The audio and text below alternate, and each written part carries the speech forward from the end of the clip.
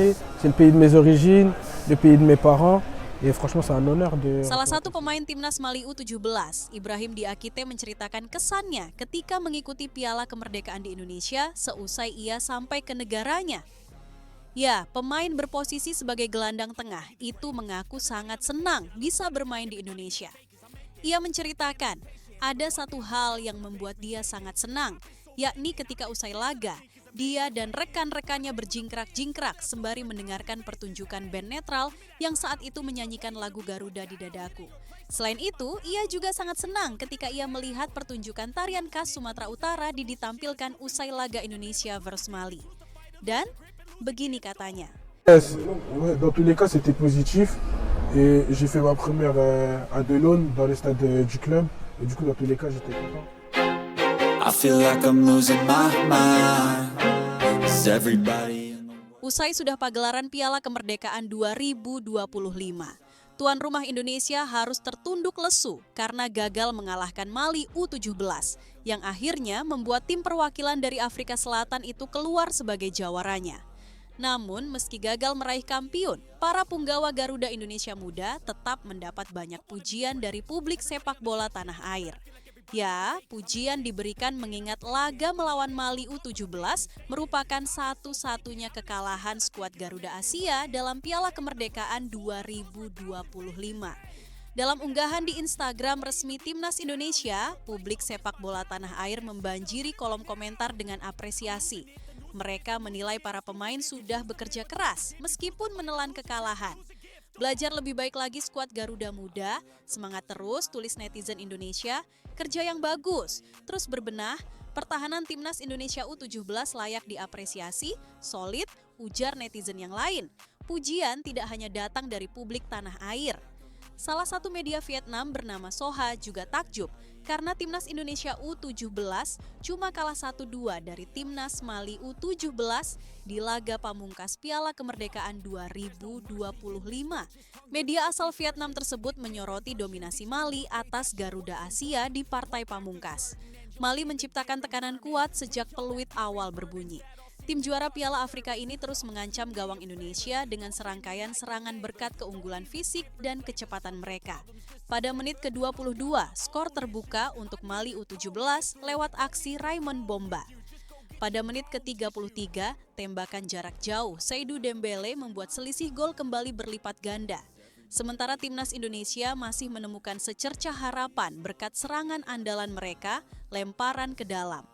Lemparan ke dalam dari Fabio menciptakan peluang bagi Fadli Alberto untuk mencetak gol, memperkecil kedudukan menjadi 1-2, tulis media Soha. Selain itu, media tersebut juga menilai hasil yang didapat Timnas Garuda di Piala Kemerdekaan 2025 ini merupakan modal berharga jelang turun di Piala Dunia U17 yang sudah tinggal beberapa bulan lagi. Tumbang di hadapan Mali, Timnas Indonesia U17 kehilangan gelar juara di kandang sendiri. Meski gagal mendapatkan trofi, performa Garuda Asia di Piala Kemerdekaan merupakan modal berharga jelang tampil di Piala Dunia U17 2025, tulis media asal Vietnam tersebut. Ya, pujian dari media Vietnam tersebut karena Mali merupakan tim yang kuat. Bahkan, dua lawan sebelumnya juga berhasil disikat dengan skor telak. Namun ketika melawan Indonesia, Timnas Mali hanya menang tipis dan cukup kesulitan untuk mencetak gol.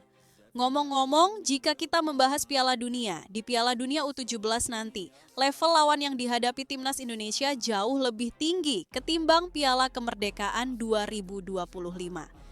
Jika sanggup mengemas 4 angka, skuad Garuda Asia hampir pasti lolos ke fase gugur Piala Dunia U17 2025.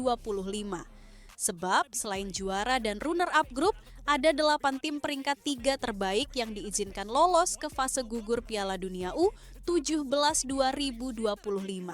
Karenanya, pemain Timnas Indonesia Muda harus terus mengasah kemampuan serta menguatkan mental. Karena atmosfer Piala Dunia sangat berbeda jauh dibandingkan di Piala Kemerdekaan yang bisa dibilang hanya laga uji coba. Apalagi nanti kita tidak bermain di kandang sendiri. Sementara itu, kekalahan timnas Indonesia atas Mali kemarin tak terlepas dari penampilan menyala para pemain Mali, khususnya di sektor depan. Salah satu pencetak gol Mali atas Indonesia, Seydou Dembélé, juga menjadi faktor atas kalahnya tim asuhan Nova Arianto kemarin. Ya, Seydou Dembélé mencuri perhatian usai mencetak gol spektakuler ke gawang timnas Indonesia U17. Gol jarak jauh Dembélé menjadi penentu kemenangan 2-1 Mali atas Garuda Muda. Dembélé yang tampil impresif sepanjang laga menyebut kemenangan atas Indonesia sebagai bagian penting dari persiapan timnya menuju turnamen yang lebih besar, yaitu Piala Dunia. Pertandingan yang bagus dan persiapan yang bagus untuk Piala Dunia. Kita akan terus berlatih dan insya Allah akan menang, ujar Dembélé pasca laga. Ya, Seydou Dembélé merupakan satu dari 11 pemain Mali yang sangat amat merepotkan pertahanan dari Indonesia. Skill memadai serta speed yang kencang membuat dirinya sulit untuk dihentikan. Bahkan seorang Matthew Baker pun mengakui kualitas dari pemain bernomor punggung 10 tersebut. Usai pertandingan Indonesia kontra Mali, para pemain Indonesia nampak tertunduk lesu saat pengalungan medali. Berbeda dengan Mali yang semua pemainnya terpancar kebahagiaan karena berhasil menjadi juara. Dan usai pengalungan medali tersebut, PSSI pun menyuguhkan penampilan dari tarian khas Sumatera Utara yang membuat para penonton cukup terhibur.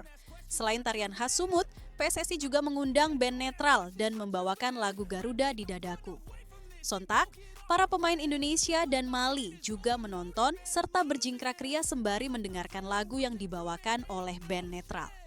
Terlihat juga semua pemain Mali berjingkrak bahagia dan merasa senang atas suguhan dari PSSI tersebut. Bahkan, para pemain Mali pun sampai naik ke panggung dan melanjutkan jingkrak-jingkraknya.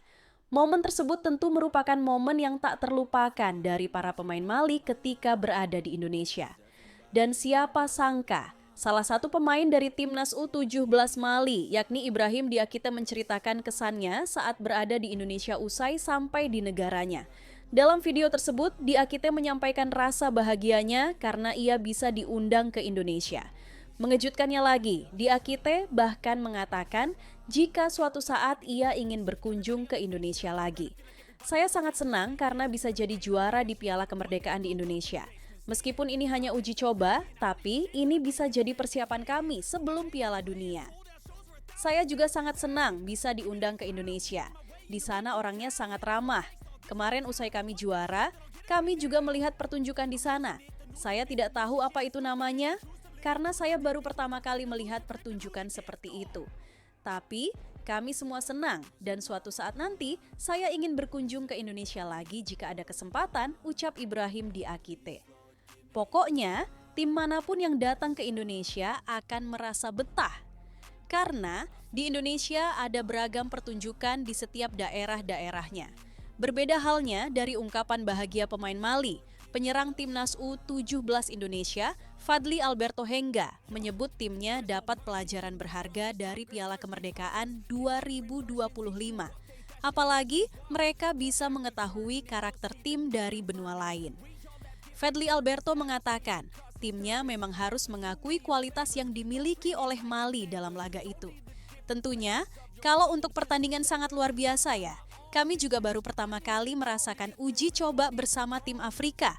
Mali, yang sebelumnya pernah ikut Piala Dunia U17 di Indonesia juga sangat baik buat kami untuk menatap Piala Dunia, tutur Fadly Alberto.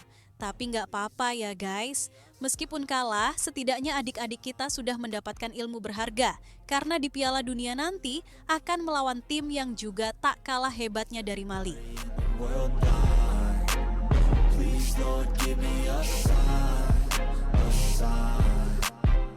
That's it, the end of the song. Next time you'll sing along.